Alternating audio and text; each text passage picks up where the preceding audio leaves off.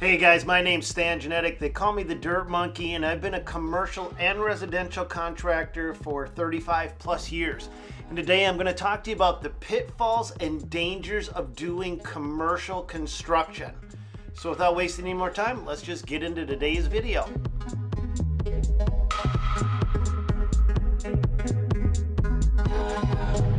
Alright, good morning everyone. I'm tired after the long weekend. But we had all this done, and the other week it got this built up to here, or pretty much I think from right about here, I think, up to there Friday. And then we're just gonna start digging out all this to the pin, and hopefully get this wall finished and built today, Timmy? Good chance. Dodging raindrops. Aren't we experts at that? The way the season's gone, man. Are we experts at that by now, Timmy? Yeah, lots of rain. Big projects equal big problems. Not necessarily just big profits. Now, I know there's an allure to hopping onto a big commercial site, and maybe it's $100,000, $200,000, $300,000, $400,000 project, and you're like looking at all these monstrous numbers, but that doesn't equal a percentage of profit. And in fact, in my experience, now I've been a commercial contractor for 35 plus years, and we were one of the 5 largest in the Midwest at one point. The profit margins, in my experience, are the smallest in commercial construction. The profit margins are the largest in residential, but the size of the projects in residential are typically much smaller versus commercial. Now, this project we've been on, some of you guys have been saying, oh, I thought we've already seen this. No, this is a big project. We've been on this project for between 6 and 8 weeks because we're building a retaining wall entirely around this school. We're removing an existing retaining wall. We're rechanging all of the grades, and we're reconfiguring everything that you see happening here. So there's a lot of moving pieces to this puzzle. Now, being able to balance all of those moving pieces to the puzzle is one set of skills. You've got to have that set of skills, or the project's going to go south on you pretty fast. Now, you will, if you jump into a commercial site, oftentimes you will be considered a subcontractor, meaning there's a general contractor, and he'll line up the concrete guy, he'll line up the demo guy, he'll line up the utility guy, he'll line up the framing guy, he'll line up all of these other guys, and you are just one of those guys that he lines up. Now, this is also the same guy that you have to invoice, and here's where things get really tricky. On a commercial site, you can't invoice to the end of the month, and then the contractor that you invoice has 2 months to pay legally. So that means you wait till the end of the month to invoice, then 2 more months. So now you're 3 months out before you could ever hope, and I say hope, and I mean hope, that the money comes in. Now, a lot of times when the money's supposed to come in, you're going to get an excuse from the contractor. Oh, the owner didn't pay us. We don't have the funds yet. Or something along those lines. There's zero guarantee that when you're supposed to collect your money, that you actually do collect your money. But that's not the scariest thing about being a commercial contractor. Let's get into it a little bit more coming up in a minute.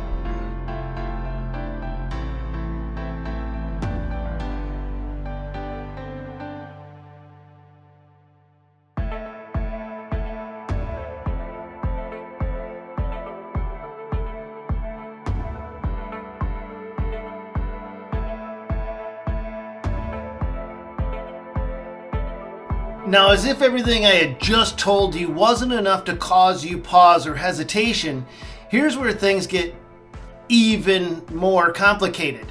And I'm talking about retainage.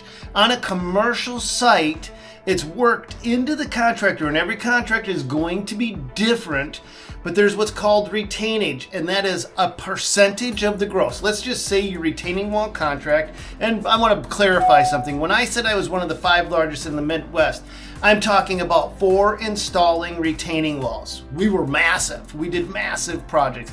Not for doing dirt work or demolition or anything like that, but as a specialty contractor, we were one of the biggest around in the Midwest.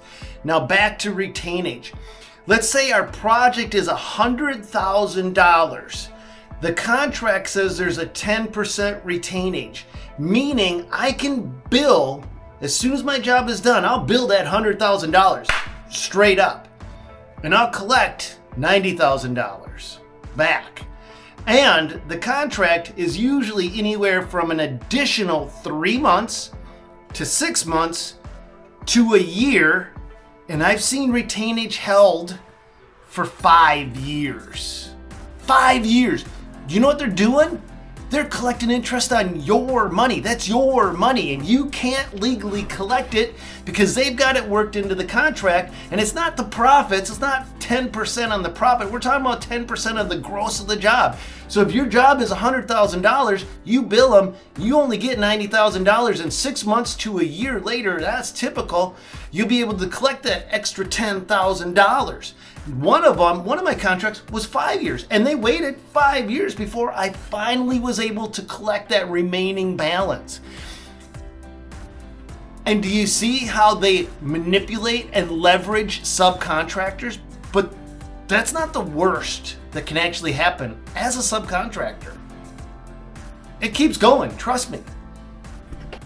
All right, so we're wrapped up for the day. He finally got the wall all the way done, and we got it all the way in, based out, built up. Now we just gotta put caps on. We have everything kind of tarped up because we're supposed to get rain tonight. Okay, but we'll see whatever happens in the morning. But yeah, now it's just basically backfill a little more and start putting caps on.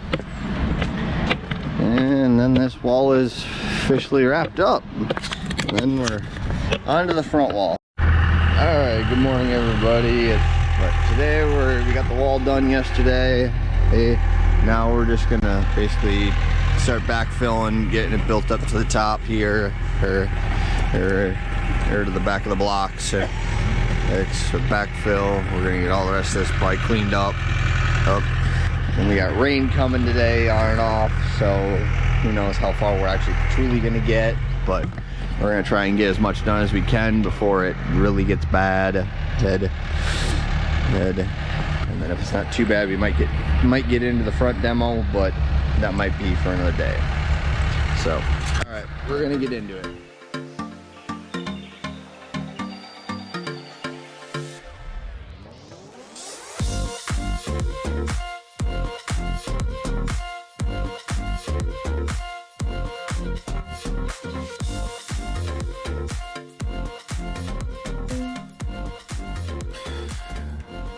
Now, the reason I got out of doing commercial construction and leaned more into residential construction is partly because of what I'm about to tell you right now. What I'm going to tell you is, as a subcontractor, you're more of a tool than a partner on a project. Let me explain. The realization, the aha moment came to me when I was bidding a 5,500 square foot retaining wall. It was around a $100,000 project, which was about my average size job that we were doing pretty consistently. We had 4 or 5 crews rolling, so I didn't think much of this when I turned in my bid. And the way we commercial contractors turn in our bid is we are giving a bid plan, and it's just sheets of paper, and we are responsible for doing the takeoff on the sheet of paper, determining the quantity of the retaining wall, determining the price for that, and that's the way it is in all commercial construction. Commercial contractors are responsible to do their own takeoffs, to understand their quantities, to be able to bid their pricing from that point. And I was in a meeting with the contractor, and he looks at me and he says, "Where's the rest of your wall?" It was 5,500 square feet. I'm like, "What are you talking about?" And he's like, he pulls out a second set of sheets. The set of blueprints that I was given by the data room. Now you used to go to a data room and they would hand you the blueprints. Somebody had ripped the pages out of that set of blueprints and they had half of the retaining wall on my proposal. It was 100, the retaining wall was like 11,000 square feet. My bid was for 5,500 square feet. It was around, my bid was for $100,000. And the guy was pissed, the contractor.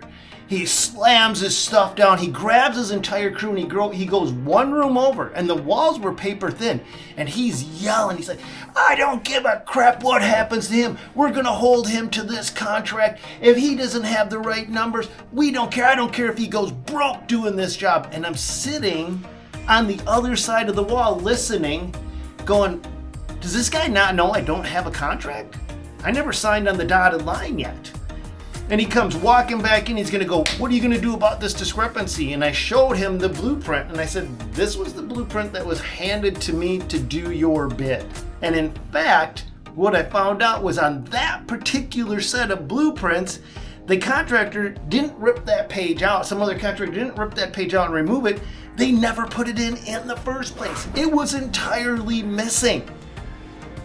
And so he says, what are you gonna do about it? And I says, well, if the quantity is 11,000 square feet, I'm going to invoice you at 11,000 square feet. He slams his book down. That's never gonna fly. I says, okay, have the next guy do it. And I walked out. You are a tool. You are not a partner to these contractors. And that is not an isolated incident. It's not the first time I've been treated badly by a contractor.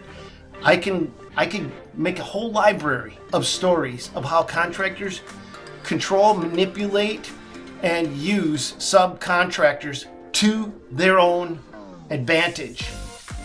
In fact, I'm going to start including some of those stories because these bigger projects are bigger problems. But that's it for this video. Hope you guys enjoyed going along for the ride and watching us. We've got more coming on this project. We're going to finish this project up, and I'm going to show you everything that it is, and I'm going to share a few more stories with you. So hit that subscribe button, come back for more. God bless, and go get him, you guys. We'll catch you on the next one. All right, we're wrapped up for the day. Just getting everything cleaned up. We got all the caps are on the top of the wall, glued with all the way up to where we're at right now. So, got all these glued in today. Okay, all this down, these step ups, step downs. Got blocks on holding the ones that are small, all to hold the glue. Oh, but we got this all glued up to here. And then this is tomorrow's project right here for going through and gluing all these down this whole line. And then also demoing the wall up front. So we'll get footage of that and go from there.